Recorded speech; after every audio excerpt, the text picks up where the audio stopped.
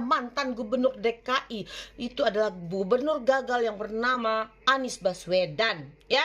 Kenapa Nyai bilang dia gubernur gagal? Karena di matanya dia gagal menjadi seorang gubernur memimpin DKI selama 5 tahun. Dan itu pun kemenangannya hasil menjual ayat mayat dan menjual agama kunci surga yang dimainkan oleh para kadrun-kadrun bodoh Khilafah HTI dan FPI. Dan Nyai juga ingin bertanya kepada Najwa Shihab. Sebenarnya Nyai udah lama ingin bertanya kepada Najwa, apa sih prestasinya Anies Baswedan? Kenapa sih Najwa nggak pernah sama sekali mengkritik kinerjanya gubernur DKI? Padahal selama ini kan Najwa ini terkenal sangat suka mengkritik kerja pemerintah, polisi, TNI, dan semua para menteri pun dikritik oleh Najwa. Tapi kenapa Najwa nggak mau mengkritik Anies Baswedan, kerjanya gubernur DKI Anies Baswedan? Kenapa Najwa, ada apa? Kasih tahu dong, Nyai kan juga pengen tahu ya.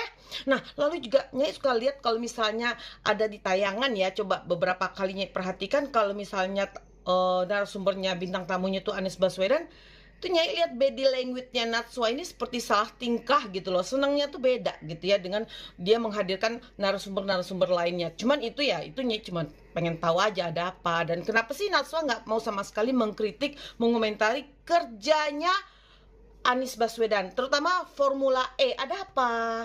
Kan Najwa pinter, cerdas, ya kan?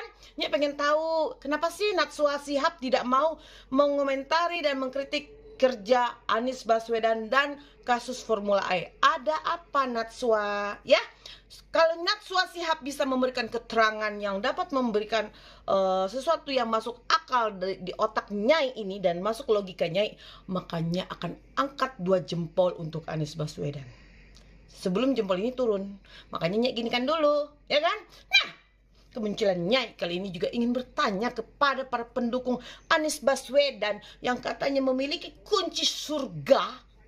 Kalau Nyai sih udah pasti masuk neraka, karena bukannya apa-apa. Nyai kalau masuk surga nanti itu kadrun-kadrun yang kemarin teroris yang bunuh-bunuh diri gitu ya, mereka kan nggak bisa Nyai awasin gitu loh, ya kan? Jadi Nyai harus ada di neraka gitu loh, karena bukannya apa-apa. Nanti kalau misalnya Nyai tidak di neraka itu bahaya gitu loh. Makanya Nyai udah pasti masuk neraka deh.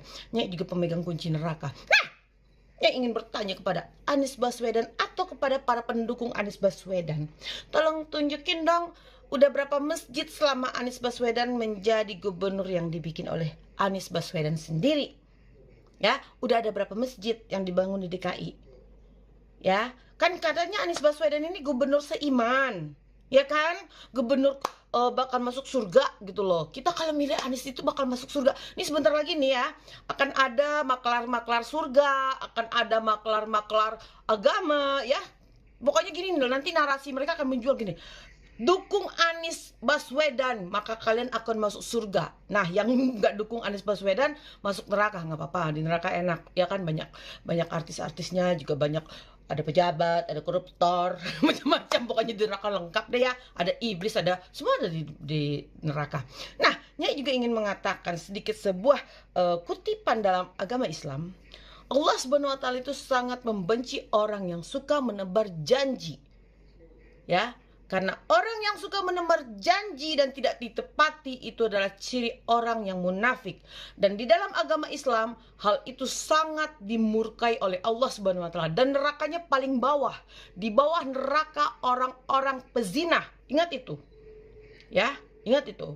Pahami itu ya, kepada para pendukung Anies Baswedan yang katanya cinta banget sama Anies Baswedan.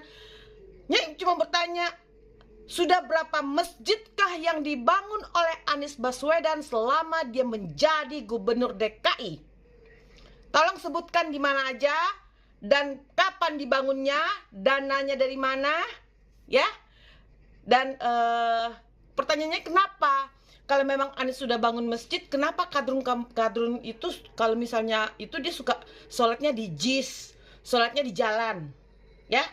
Kalau seumpamanya ada masjid yang dibangun oleh Anies Baswedan, tentu para kadrun-kadrun yang berjilat hitam bercelana cingkrang itu ya, yang dia tidak akan sholat di jalan, dia tidak akan sholat di JIS gitu loh, ya kan? Harusnya bangga gitu loh, sholat di masjid yang telah dibangun oleh Anies Baswedan, gubernur seiman yang katanya bakal masuk surga kalau kita milih Anies katanya, Ya, Aniesnya aja belum tentu masuk surga. Masa pemilihnya bakal masuk surga? Cerdas dikit ya, jangan terlalu bodoh deh. Nah, itunya ingin mengatakan bahwa tolong ya para kadrun-kadrun, para pendukung Anies Baswedan, sebelum kalian mencoblos atau memilih seseorang, lihatlah apakah orang ini suka menebar janji tapi tidak bisa menepati. Dan ciri orang yang suka menebar janji yang terlalu muluk-muluk, yang selalu banyak mengubarkan kata-kata muluk, itu adalah ciri orang yang munafik.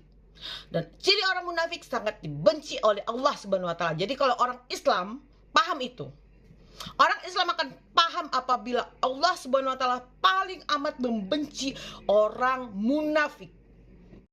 Ya, Nasdem dilanda keraguan atau kegalauan tawarkan Anies Baswedan duet dengan Puan Maharani, PDIP beri tanggapan.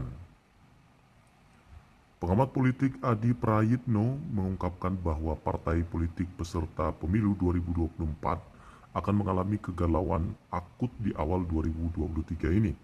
Dia menilai partai Nasdem yang mengusung Anies Baswedan untuk maju Pilpres 2024 kemungkinan telah salah dalam memilih teman koalisi.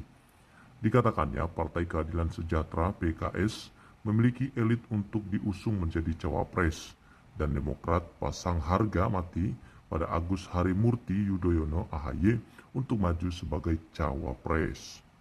Yang dibayangkan mungkin adalah siapa kira-kira yang bisa mendampingi Anies Baswedan di Pilpres 2024, kata Adi dikutip dari kanal YouTube TV One Senin 2 Januari 2023. Itu yang membuat kegalauan-kegalauan akut yang tidak akan selesai sampai awal 2023. Menanggapi hal tersebut, Wakil Ketua DPP Partai Nasdem, Willy Aditya, mengungkapkan bisa saja potensi terjadinya koalisi Nasdem dengan PDIP dan meminang Puan Maharani sebagai cawapres. Kalau itu manusiawi.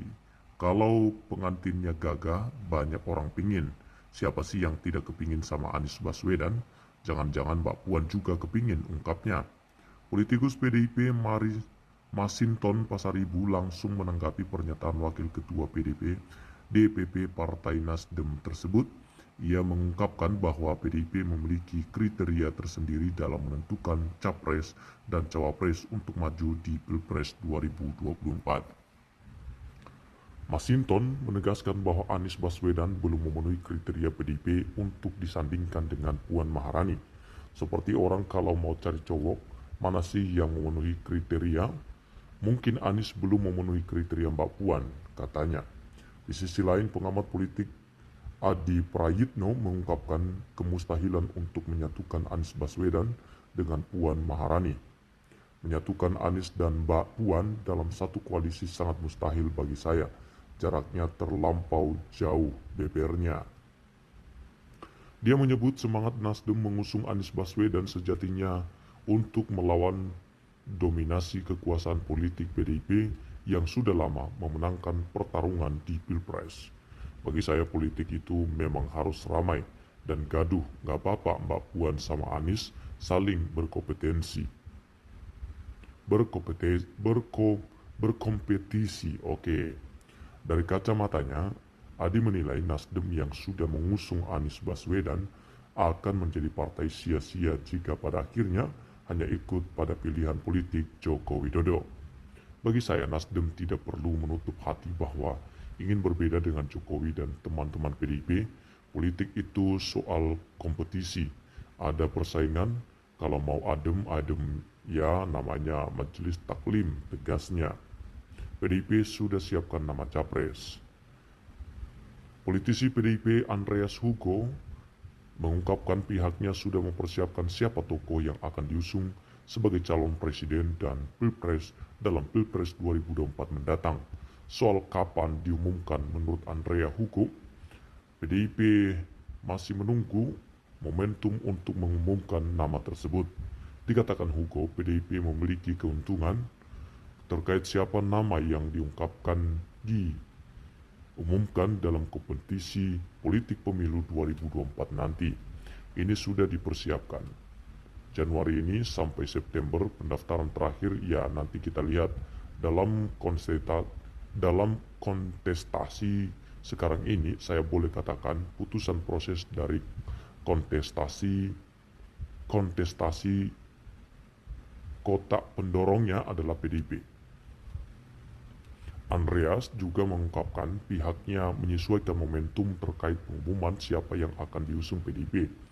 Momentum itu penting, tidak selalu yang cepat lebih baik atau yang lebih lambat itu buruk. Kita lihat dari pengalaman sebelumnya dari Pilpres ini. Andreas mendapat PDIP belum buru-buru berpendapat PDIP itu belum buru-buru mengungkapkan siapa tokoh yang diusung karena melihat partai yang telah menentukan capres malah terlihat ragu. Toh yang sudah ada yang mengumumkan itu ragu-ragu dengan keputusan yang sudah dibuat.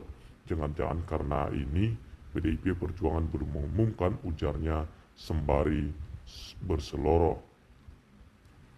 Analisis politik Adi Prayitno menanggapi soal pernyataan Sekjen PDIP Hasto Kristianto soal pengumuman capres yang akan diusung PDIP untuk Pilpres 2024 mendatang.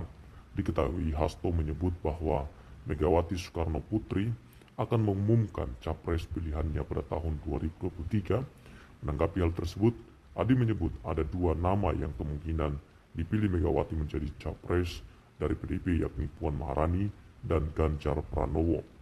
Menurut Adi, baik Ganjar maupun Puan sama-sama memiliki rekam jejak yang baik sehingga sulit untuk menebak siapa yang nantinya akan diusung PDIP menjadi capres. Puan Maharani atau Ganjar Pranowo sama-sama punya track record yang sama. Jadi sebelumnya agak sulit untuk menebak siapa sebenarnya capres definitif yang nantinya akan diumumkan antara Puan Maharani dan Ganjar Pranowo, kata Adi dalam tayangan video di kanal YouTube Kompas TV pada Minggu 1 Januari 2023. Lebih lanjut, Adi menyebut ada dua variabel terkait sosok yang akan diusung menjadi capres oleh PDIP pada Pilpres 2024 mendatang. Variabel pertama yakni menggunakan variabel survei yang tentunya Ganjar akan jauh diunggulkan. Pasalnya, hingga saat ini Ganjar masih cukup signifikan posisinya dalam survei capres. Yang jelas variabelnya dua. Pertama, kalau menggunakan variabel survei, tentu Ganjar Pranowo jauh lebih diunggulkan karena sampai saat ini Ganjar cukup signifikan di survei terang. Adi.